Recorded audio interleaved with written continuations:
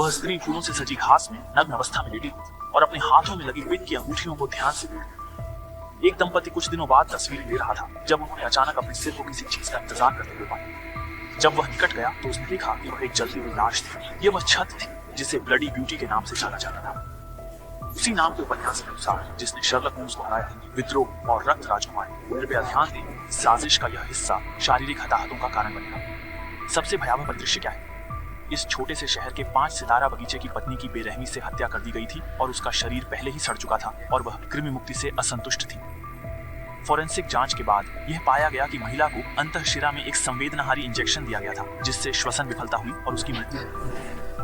जैन और real estate agency के मालिक ने निष्कर्ष निकाला कि पादरी नकाबपोश आदमी था, इसलिए दोनों सुराग खोजने के लिए चर्च में घुस गए। निश्चित रूप से पुजारी की कोठरी में एक बड़ी खोज हुई थी। अगली सुबह वह योगिनी जैन की गैलरी में पुजारी द्वारा अवरुद्ध किया गया था।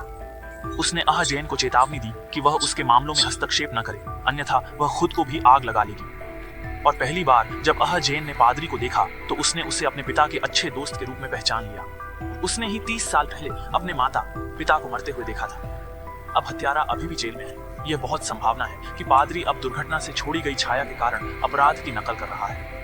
इतने में एक ग्राहक आया और जैन भी खतरे से बाहर हो गया। उसी समय टीवी एक हॉट रिपोर्ट प्रसारित कर रहा है। जैन के पति कियांग अपने बॉस के साथ मेजबानी कर रहे हैं। केउंग ने कहा कि नकाबपोश व्यक्ति ने 7 घातक पापों के क्रम में लोगों को मार डाला। अहंकार, ईर्ष्या, क्रोध, आलस्य, लालच, लोलुपता और वासना उन चीजों में से एक है जो प्रत्येक पीड़ित को करना है।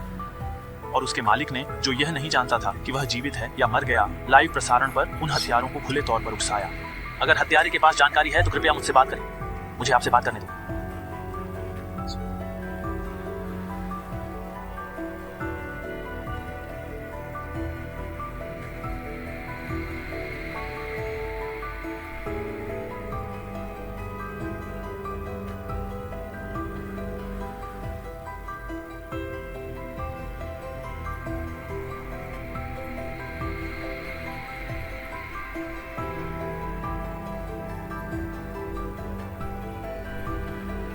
नकाबपोश व्यक्ति ने प्रश्न का उत्तर देने के बाद उसने विनम्रता से हाथ मिलाया और वह महिला पहले से ही भय से कांप रही थी, लेकिन उसने फिर भी शांत होने का नाटक किया और अपना हाथ बढ़ा दिया।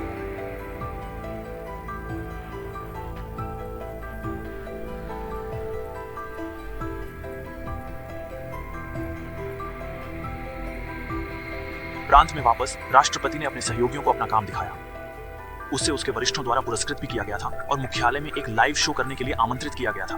लेकिन जब वह मुख्यालय द्वारा व्यवस्थित लग्जरी कार में बैठी तो उसका एक्सीडेंट हो गया। इस बार वो उठा और पहले से ही उस जगह से बंधा हुआ था जहां वह नकाबपोश आदमी को देखकर वह अब अपने दिल में डर को छिपा नहीं सका और दया की भीख मांगता रहा, लेकिन नकाबपोश ने ध्यान नहीं दिया। अगले दिन एक फास्ट फूड रेस्तरां में चिकन नगेट्स खा रहे एक पुरुष ग्राहक को लगा जैसे चिकन नगेट्स में कुछ विदेशी है, और जब उसने उसे खोला तो उसने देखा कि यह एक कान था। जब पुलिस ने तलाशी ली तो शुरुआत में महिला का सिर तेल की कड़ाही में पाया गया और निदेशक ने उसे देखते ही हाँफते हुए कहा। जब वह घर लौटा तो उसने और उसकी पत्नी ने कुछ शब्द बोले और फिर जल्दी से कमरे का दरवाजा खोला और अंदर वह खूबसूरत महिला थी जिसे उसने लंबे समय तक कैद में रखा था, और वह लड़का जिसे उसने उसे जन्म दिया था। शांत प्रतीत होने वाले शहर में बहुत सारे विकृत लोग हैं। पता चला कि कई साल पहले जब वह एक छोटे पुलिस अधिकारी थे तो घर लौटते समय उनकी मुलाकात नशे में धुत एक लड़की से हुई। उसने कार पार्क की, कार में बैठ गया, सुनिश्चित किया कि वह सुरक्षित है और उसे घर ले गया। लड़की ने जब देखा कि वह आदमी एक पुलिस वाला है तो वह कार में बिना किसी सुरक्षा के बैठ गई, लेकिन कार ज्यादा देर नहीं चल पाई थी कि युवा प्रमुख ने लड़की की ओर हाथ बढ़ाया।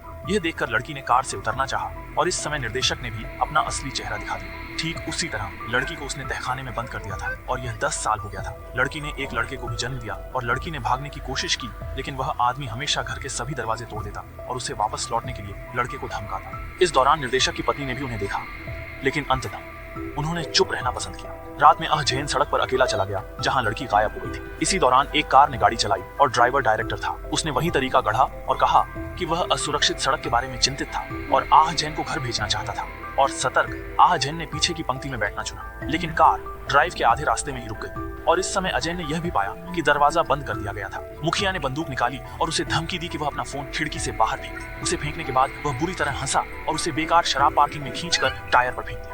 हिंसक रूप से रोते हुए आह जैन ने अवचेतन रूप से निर्देशक के हाथ को काट लिया और भाग गया। अंत में जैनलाई को अस्पताल ले जाया गया और उसने पुलिस अधिकारी दा जुआंग को भी इस बारे में बताया और घर लौटने वाले निदेशक को डर था कि इस मामले को कमरे में उजागर किया जाएगा और कोई अनुबंध नहीं था और लड़की की दलीलें उसके प्रति बिल्कुल भी उदासीन थी। जल्द ही पुलिस ने मुखिया के घर को घेर लिया जबकि उनकी पत्नी अभी भी उनकी रक्षा कर रही थी। जब पुलिस ने उसके घर में घुसकर लंबे समय से लापता लड़की को देखा तो उन्होंने वहां मौजूद सभी लोगों को चौंका दिया। आखिरकार लड़की ने खुद को फिर से अपनी मां की बाहों में फेंक दिया होगा और निर्देशक ने शहर से भागने का फैसला किया। वह एक लकड़ी के घर में आया लेकिन जिस लड़की को घसीटा जा रहा था वह पकड़ लिया।